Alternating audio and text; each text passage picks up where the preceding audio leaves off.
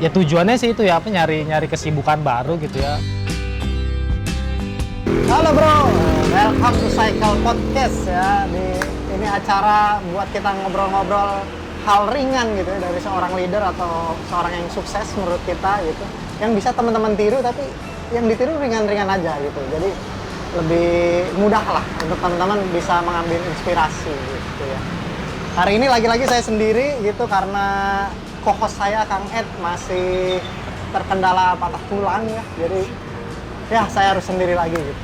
Nah, hari ini materinya dari narasumber yang menarik juga ya, seorang leader, direktur ya di sebuah startup gitu. Dan menarik nih, kita akan bahas-bahas seputar hobi ya, hobi yang teman-teman nih pasti cukup familiar gitu ya, dan kita bakal kulik nih apa hubungan hobi ini dengan kehidupan karir dari narasumber kita yang satu ini. Gak usah berlama-lama, langsung aja kita panggil Bapak Andriana.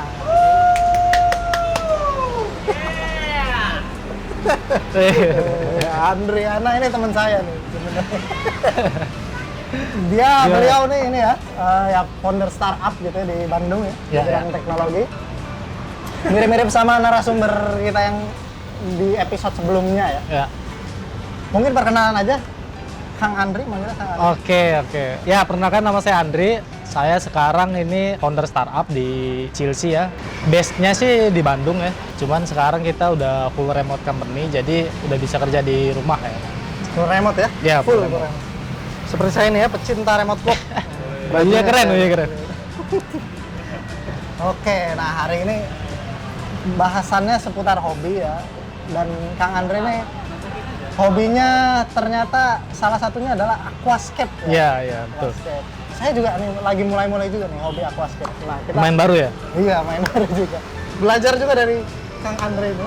Nah, kita coba gali sebenarnya gimana ya gitu hubungan hobi ini dengan karir gitu.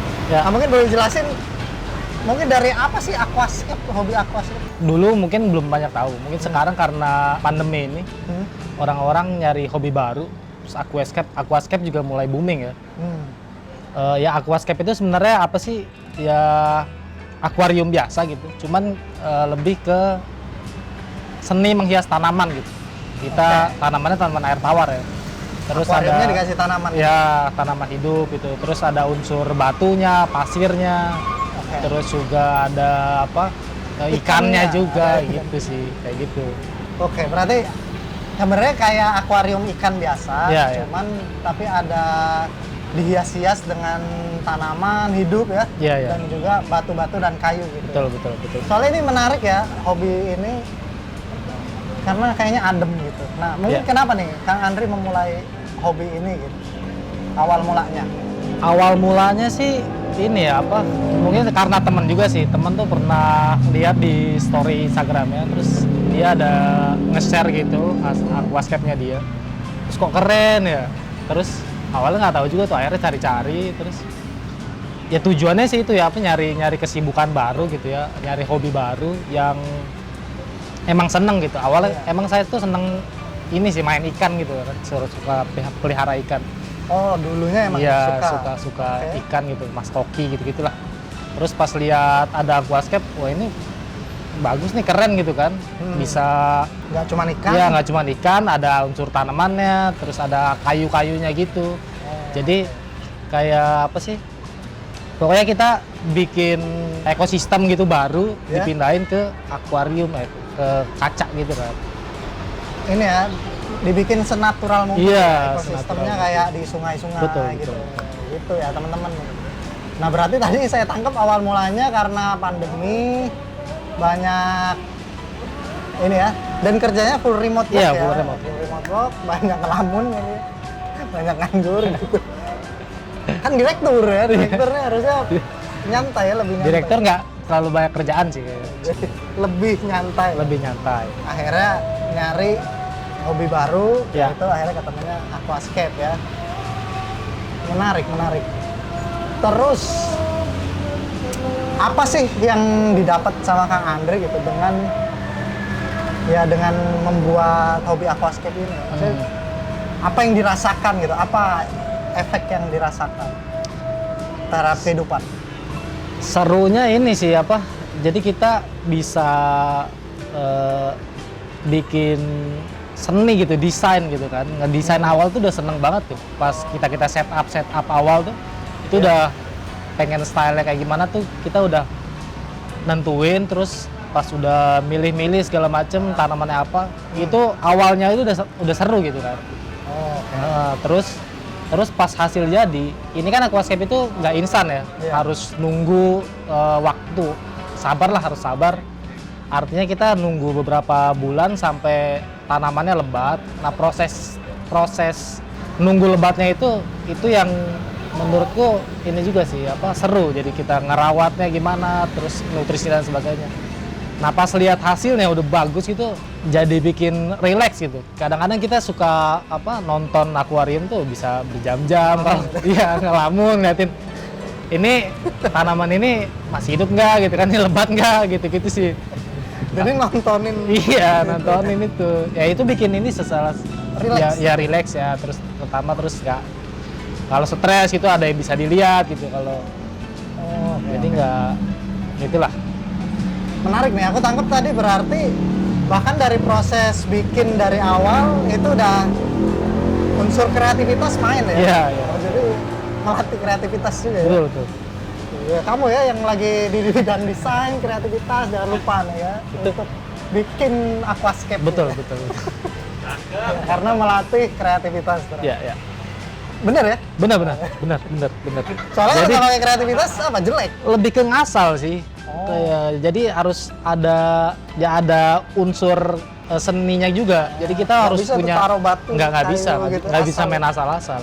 Oh, oke. Ntar jadinya jadi apaan sih ini jadi acak-acakan itu jadi nggak jadi jelek gitu, nggak indah gitu. Abstrak taruhannya.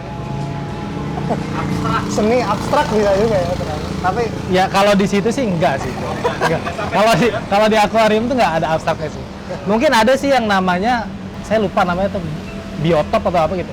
Jadi dia tuh oke. mungkin itu ya abstrak itu kayak apa ya? Kita bikin desainnya sesuai apa yang di sungai gitu. Misalnya kita pengen bikin biotop gitu, sungai di Papua. Nah itu persis ekosistem di Papua tuh kayak gimana pindahin ke situ gitu. Nah mungkin itu yang Berarti acak-acakan. ikan-ikannya juga dari Papua. Iya, ikannya dari Papua juga.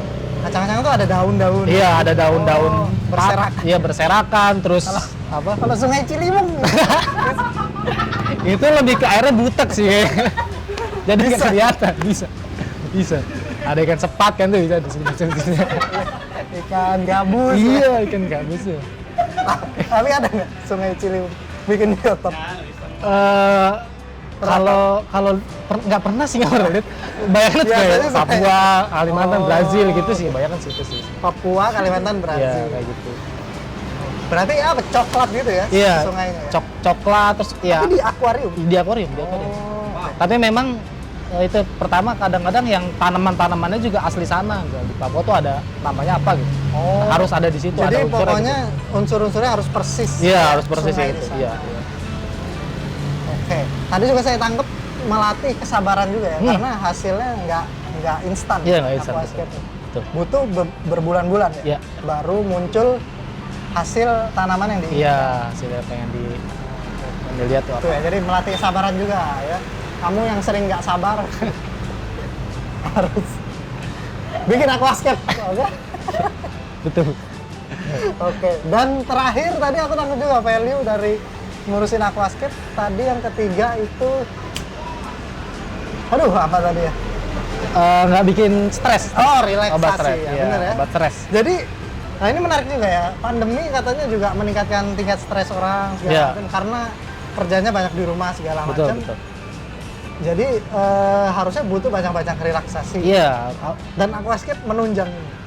iya salah satu obat stresnya tuh ya itu di aquascape itu. Jadi Namun lihat iya ngelihat ketika udah semumet nih kan kayak kok nggak beres-beres, coba sejenak dulu lihat akuarium terus lihat-lihat ikan berenang atau tuh tanamannya udah tumbuh lebat atau belum. Nah itu bikin kita fresh lagi gitu. Akhirnya pas balik ke meja kerja itu udah entah dapat ide baru atau dan sebagainya sih kayak gitu sih. Menarik ya, berarti kerja pas capek, suntuk gitu, terus bisa tuh ya ngeliat-liat. Bisa banget. Ngelamun di depan bisa akuarium banget. gitu. Apalagi kalau udah nggak cuma ngelamun sih, kadang-kadang kita suka ngobok-ngobok gitu juga sih.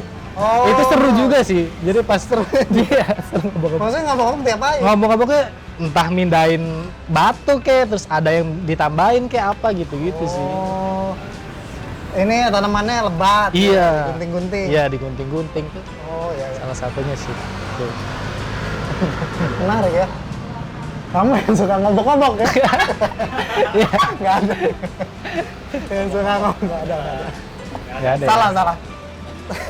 Oke, nah terus, nah ini kalau apa ya? Mungkin terkait apakah ini hobi ini cocok untuk apa ya? Untuk pemula cocok nggak sih? Maksudnya secara harga, secara kesulitan, biayanya mahal nggak? Susah nggak gitu?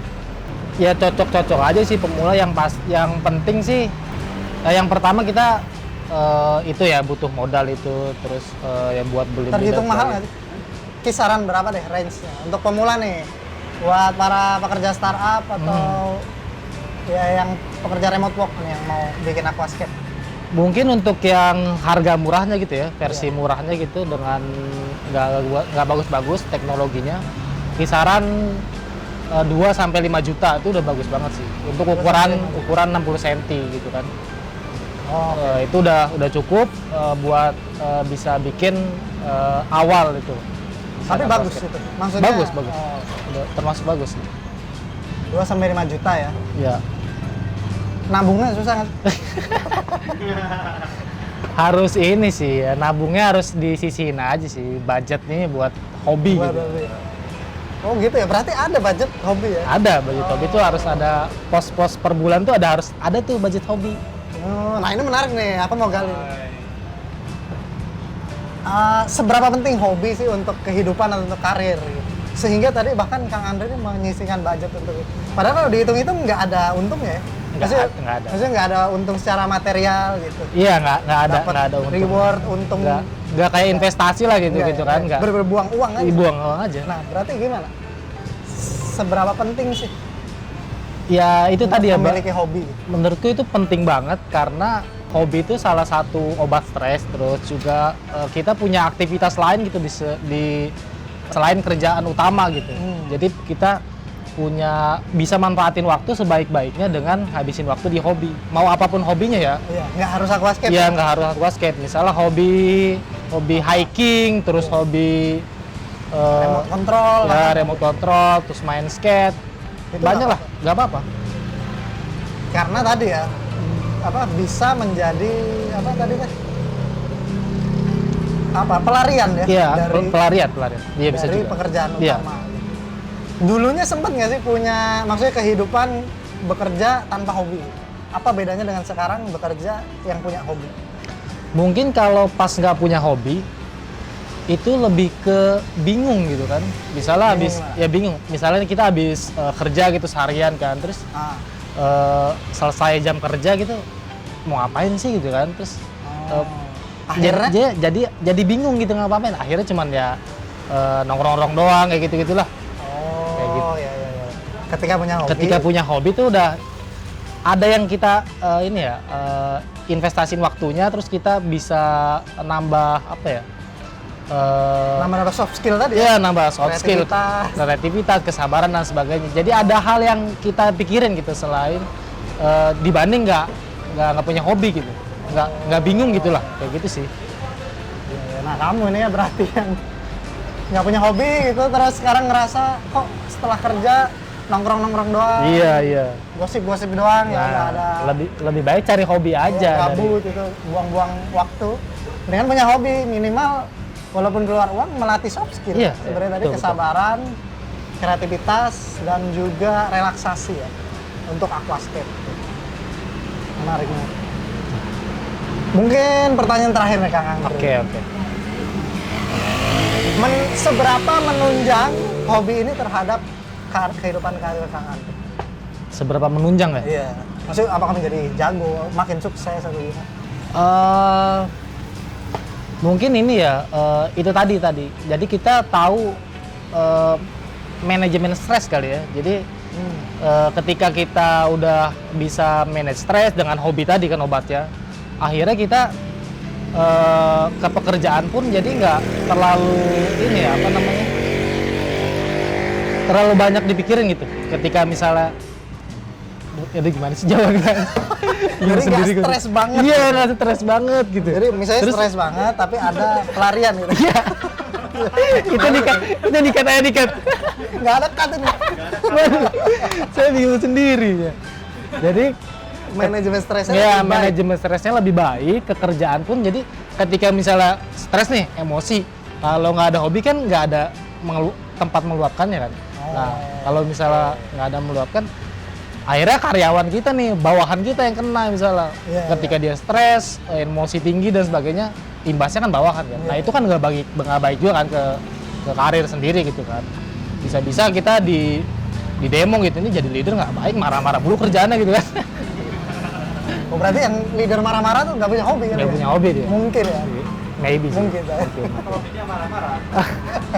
Nggak ada sih hobi marah-marah. Itu mah emang stres. Itu mah emang stres.